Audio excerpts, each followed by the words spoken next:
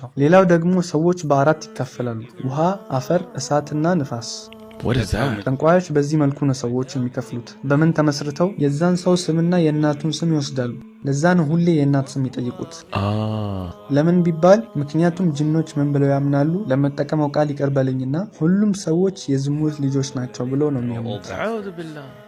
የሰው ልጆች ከአንድ በላይ አባት ሊኖራቸው ይችላል፣ ግን ከአንድ በላይ እናት መቼም አይኖራቸውም ይላሉ። ስለዚህ የእናት ስም ነው የሚፈልጉት። ለዛን የሆነ ሰው ጋር ሄደህ ወዲያውኑ የእናት ስም የሚጠይቅ ከሆነ ጥያቄ ምልክት ማድረግ አለበት። ይሄ ትልቅ ነገር ነው። ነቢዩን እንደ ምሳሌ እንውሰዳቸው። እዚህ ምንም ምሰራው ቀመር የለም፣ ምሳሌ ብቻ ነው። ስማቸው ሙሐመድ ነው። 2 ሚም አለን። እናታቸው አሚና ነች። 1 ሚም አለን። አሁን 3 ሚም አለን ማለት ነው። ለቢድ ኢብኑ አልዓሰም የሚባል አንድ የሁዲ ነው ነቢዩ ላይ ሲህር የሰራው። እንዴት ነው ያደረገው? እንዴት ነው እሳቸው ከየትኛው ክፍል እንደሆኑ ያወቀው? ማለት ነብዩ ሰለላሁ ዐለይሂ ወሰለም ስማቸው ከአፈር የሚመደቡ ከሆነ በእነሱ ስሌት እነዚህን ቁጥር ይወስዱና በሌላ ቁጥር ያበዙታል፣ ከዛ ያካፍሉታል። የሆነ መንገድ አላቸው። ከዛ ውጤቱ በመጣበት ምድብ ሲህሩን ያደርጉታል። አሁን ለምሳሌ ይሄ ውሃ ነው ይላሉ። ማለትም ይሄ በአንተ ላይ የሚያደርጉት ሲህር ሄደው አፈር ውስጥ ቢቀብሩት በአንተ ላይ ምንም አያደርስም ማለት ነው። ስለዚህ ውሃ ውስጥ ማድረግ አለባቸው። እሳት ከሆነ ማቃጠል ይኖርብሃል። ሄደህ በመቃብር ብታደርገው ምንም ጥቅም አይኖረውም። ስለዚህ ነቢዩ ይበልጥ ውሃና አፈር ነበሩ። ለቢድ ኢብኑ አልዓሰም ሲህሩን ያደረገው ጭቃማ